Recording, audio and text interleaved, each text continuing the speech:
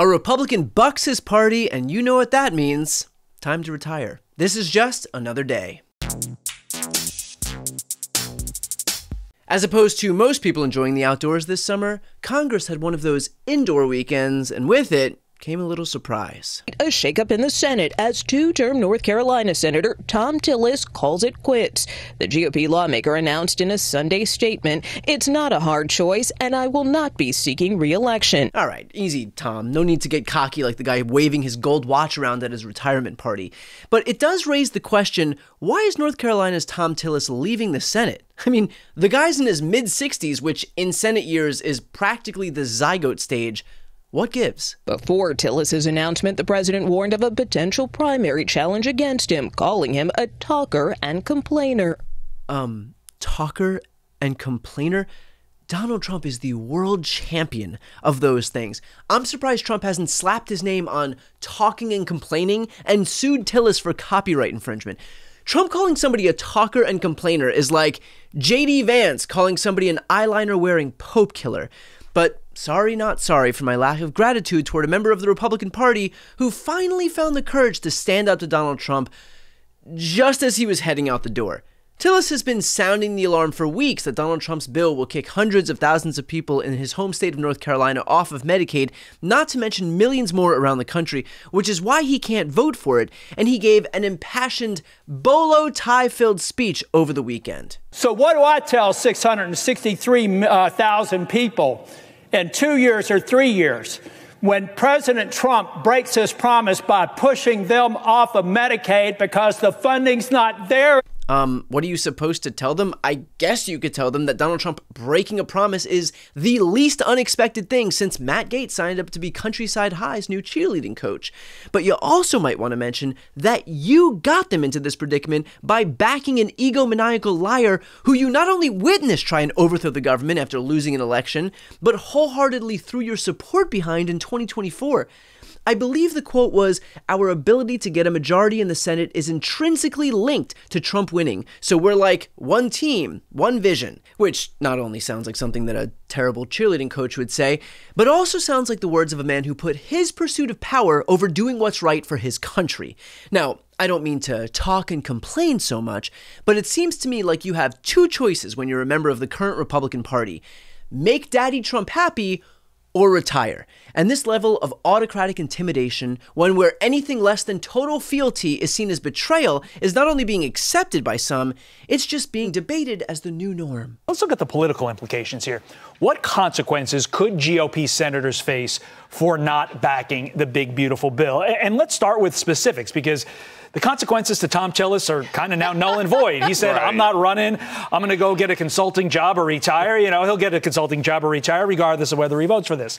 I'm looking at Rand Paul. And so David, the question becomes, would Donald Trump actually primary or use his mechanisms to primary Rand Paul? Would Trump do that? You mean the guy who did this? Senator Rand Paul, who was accusing the White House of immaturity and petty vindictiveness, his words, this after he and his family were disinvited from the annual White House picnic. You're wondering if Donald J. Trump, a man who sent Rand Paul and his family a disinvitation to a picnic because he disagreed with the senator politically, would be so petty as to primary the guy for not voting for his bill? Oh, who's to tell? I gotta ask, is this the type of democracy that everybody's cool with? One where the president of the United States publicly threatens to end your political career if you happen to have an issue with part of his agenda? Apparently, if you are a member of a Republican Party that is so up Trump's ass they literally dress like him, the answer is a resounding yes. All but a few members of the GOP are so wholly owned by this president that they're willing to abandon any principles they used to have in deference to him. And whether it's motivated by admiration or intimidation, both scenarios are terrible. And so we're now left with some dystopian definition of heroism where members of Congress or the US Senate decide that they're going to grow a pair all around the same time that they're also retiring, which deserves the same level of gratitude as the kid who finally tells the high school bully to leave the kids alone, but does it on graduation day. And Tillis's announcement was not a one-off. Here's former Senator Bob Corker. At the beginning of Trump's first term, the two had a great relationship, and Corker was even on the short list to be Trump's Secretary of State. Now, that is not a joke about Bob Corker's height, although it could be. But after Trump's disgusting response to the attacks in Charlottesville, Corker voiced his discontent, saying, "This president has not demonstrated that he understands the character of this nation," a notion that was confirmed by Trump's subsequent tweet saying, "Strange statement by Bob Corker considering that he is constantly asking me whether or not he should run again in 18. Tennessee not happy." But not long after, what do you know, Corker decides he won't be seeking re-election, and that's when the courage kicks in. You would think he would aspire to be the President of the United States and act like a President of the United States, but, that's just not going to be the case. Corker responded on Twitter saying, "Same untruths from an utterly untruthful president." You said he's an untruthful president. Are you calling him? No question? Yeah, no question. I mean, we grew up in our family not using the L word. Wait, Bob Corker's family made him say the L word instead of liar? That is one strict household. Also, I have a feeling that the entire Corker fam was really taken aback when this show hit the air. Wait, this is all just women scissoring. Where's all the lying? But there's more. Here's former Arizona Senator Jeff Flake, who you may remember best for his guest starring role during his Brett Kavanaugh hearing as guy in elevator who gets his ass handed to him by protesters.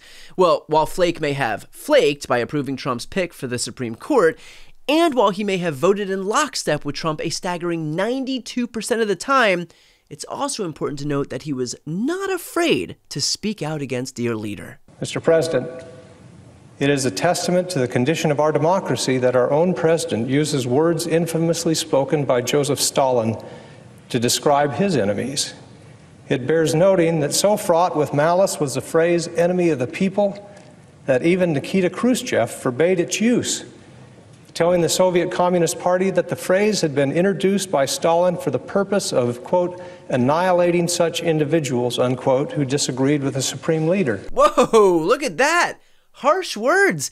But I think we might have cut that soundbite off a little bit early. Senator Flake is retiring at the end of his term this year. Hey, there it is. Speaking truth to power when you have no more power.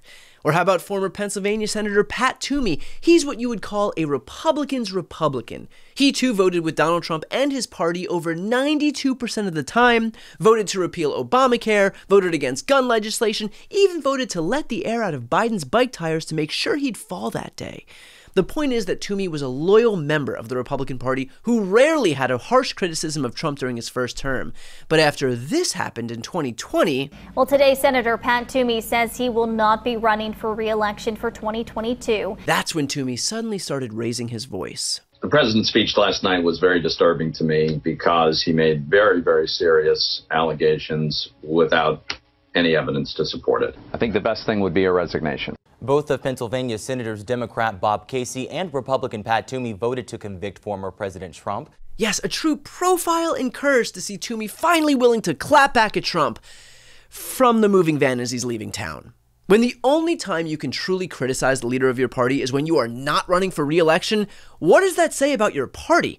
It says Donald Trump has fostered an environment where he expects total fealty, slavish devotion, and instead of standing up to him and asserting their autonomy as representatives in a co-equal branch of government, all these chicken shit Republicans simply acquiesce to his demands, and that's nothing to cheer for, even from this guy. Before you go, if you enjoyed this content and you want to see more and support independent media, please subscribe to this channel. The subscribe button will be right here on the screen.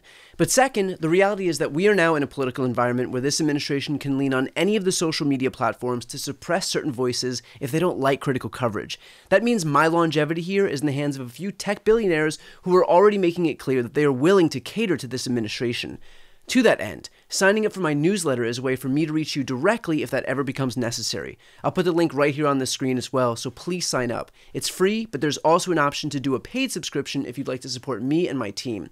I really appreciate it. Thanks so much for watching.